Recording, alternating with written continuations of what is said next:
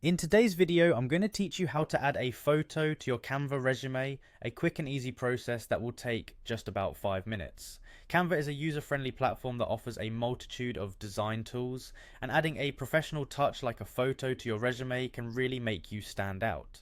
First, you'll want to open Canva and select your resume design.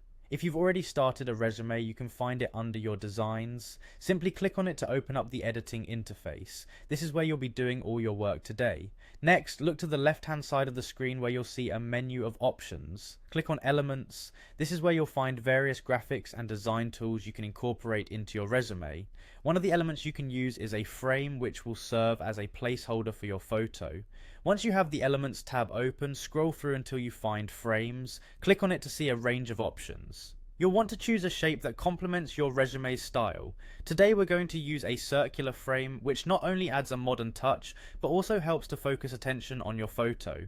After inserting the circular frame into your resume, adjust its size and position. You can do this by clicking on the edges of the frame and dragging them until you're satisfied with how it fits into your layout. It's crucial to make sure the frame is sized appropriately, not too big that it overwhelms the content, but large enough to clearly display your photo. With the frame in place, the next step is to upload your photo. Click on the Uploads tab, again on the left menu. If your photo isn't already uploaded, click the Upload button to select your photo from your computer.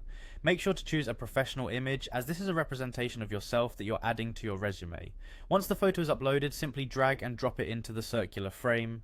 Canva will automatically fit your photo into the frame, but you still have the option to double click the frame to adjust which part of the image is visible. Use this feature to focus on the best part of your photo. And that's it. In just a few simple steps, you've added a professional and personal touch to your resume.